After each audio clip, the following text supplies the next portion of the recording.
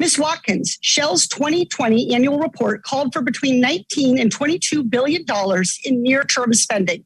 I'm representing that with this container of M&Ms. Each M&M represents about $50 million in spending. Ms. Watkins, how much has Shell said it will spend in the near term on oil, gas, and chemical operations? I think you just said we're going to be spending between $18 and $20 billion this year. That's near term on total spending. How much on oil, gas, and chemical operations? Well, according to your annual report, you said you're going to spend $16 to $17 billion for oil, gas, and chemical, with another $3 billion for marketing. How much is Shell spending to spend on renewable energy? This year we'll be spending between $2 and $3 billion. $2 and $3 billion on renewables and energy solutions. In your testimony, you said, quote, meeting the demand for reliable energy while simultaneously addressing climate change is a huge undertaking and one of the defining challenges of our time.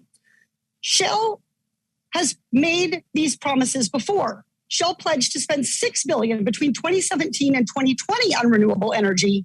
How much of that did Shell actually spend? The answer is about half. Ms. Watkins, does this look like a huge undertaking to you? Mr. Gonzalez, how much did AbbVie spend on litigation and settlements from 2013 to 2018? I don't have that number offhand. We'll be happy to give it to you. Okay, $1.6 billion, $2.45 billion on R&D, $1.6 billion in litigation and settlements. What about marketing and advertising? How much does AbbVie spend on that?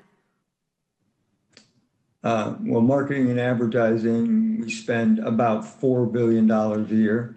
Yep, 4.71 billion. How about executive compensation, 2013 to 2018? 2013 to 2018, it's probably on average about $60 million a year. Try 334 on for size. Now, how much did AbbVie spend on stock buybacks and stock buybacks and dividends to enrich your shareholders from 2013 to 2018? Well, stock buybacks, if you actually look at just pure stock buybacks, it would be about $13 billion. Stock buybacks and dividends is the question, sir. Dividends, I'd have to come back with a number for that over that period of time. $50 billion. So, Mr. Gonzalez, you're spending all this money to make sure you make money rather than spending money to invest in, develop drugs, and help patients with affordable life-saving drugs. You lie to patients when you charge them twice as much for an unimproved drug, and then you lie to policymakers when you tell us that R&D justifies those price increases. The big pharma fairy tale is one of groundbreaking R&D that justifies astronomical prices. But the pharma reality is that you spend most of your company's money making money for yourself and your shareholders. And the fact that you're not honest about this with patients and with policymakers, that you're feeding us lies, that we must pay astronomical prices to get innovative treatments is false. The American people, the patients, deserve so much better. I yield back. These women, all Californians, are just a few of the now over 40,000 women who want Johnson & Johnson to help cover the millions of dollars in medical expenses they've racked up in their fight against cancer caused by asbestos exposure. Before we knew about that asbestos caused cancer, men who inhaled asbestos dust in mines and in industries like shipbuilding got mesothelioma cancer. For decades, women who didn't work in those jobs but were diagnosed with mesothelioma wondered how could they have been exposed. Like asbestos, talc is a naturally occurring mineral that must be mined.